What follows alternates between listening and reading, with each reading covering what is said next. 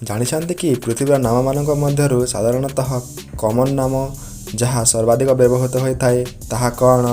ଜାଣିନାହାନ୍ତି ତ ଆସନ୍ତୁ ଜାଣିବା ଏହିପରି କେତୋଟି ଫ୍ୟାକ୍ଟ ବିଷୟରେ ଏହି ଭିଡ଼ିଓ ମାଧ୍ୟମରେ। ଫ୍ୟାକ୍ଟ ନମ୍ବର 1, ୱେଣ୍ଡିର ନାମ ପିଟର ପାନ୍ ପୁସ୍ତକ ପାଇଁ ତିଆରି କରାଯାଇଥିଲା। ଏହା ପୂର୍ବରୁ କେବେ ବି ୱେଣ୍ଡି ରେକର୍ଡ ହୋଇନଥିଲା। ବର୍ତ୍ତମାନ ଏହା ଆମେରିକାର ଏକ famous food company. Fact number 2, ଜାଣିଛନ୍ତି କି ମେ ମାସରେ ଜନ୍ମ ହୋଇଥିବା ପିଲାମାନେ ଅନ୍ୟ ମାସରେ ଜନ୍ମ ହୋଇଥିବା ପିଲାମାନଙ୍କ ତୁଳନାରେ ହାରାହାରି 200 ଗ୍ରାମ ଭାରୀ ଅଟନ୍ତି।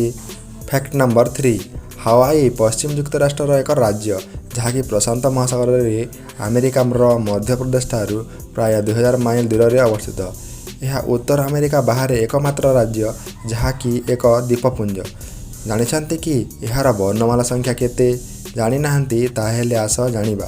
ଜାଣିକି ଆଶ୍ଚର୍ଯ୍ୟ ହେବେ ଯେ ଏହାର ବର୍ଣ୍ଣମାଲା ସଂଖ୍ୟା ମାତ୍ର 12। ଫ୍ୟାକ୍ଟ ନମ୍ବର 4, ଚାଉଚା ଏବଂ ସାର୍ପେ ହେଉଛନ୍ତି ଏକମାତ୍ର କୁକୁର ଯାହାର କଳା ଜିଭ ଅଛି ଏବଂ ଅନ୍ୟ ସମସ୍ତ କୁକୁରମାନଙ୍କର ଜିଭ ଗୋଲାପୀ ଅଟେ। ଏହି କୁକୁରମାନେ ହେଲେ ଚାଇନାର ମୂଳ ବାସିନ୍ଦା। ଫ୍ୟାକ୍ଟ ନମ୍ବର 5, ଜାଣିଛନ୍ତି କି ପୃଥିବୀ ପୃଷ୍ଠର ସାଧାରଣତଃ ନାମମାନଙ୍କ ମଧ୍ୟରୁ କମନ୍ ନାମ କ'ଣ?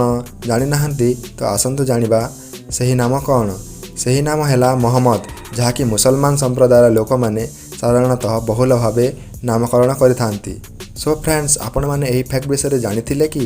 ଯଦି ଜାଣିନଥିଲେ ତ ଏହିପରି ଫ୍ୟାକ୍ଟ ବିଷୟରେ ଜାଣିବା ପାଇଁ ଆମ ଚ୍ୟାନେଲକୁ ସବସ୍କ୍ରାଇବ୍ କରନ୍ତୁ ଏବଂ ପାଖରେ ଥିବା ବେଲ୍ ଆଇକନ୍ଟିକୁ ଚିପି ଦିଅନ୍ତୁ, ଯାହାଦ୍ୱାରା ଆମ ଭିଡ଼ିଓର ନୋଟିଫିକେସନ୍ ଆପଣମାନଙ୍କ ପାଖକୁ ଶୀଘ୍ର ପହଞ୍ଚିବ।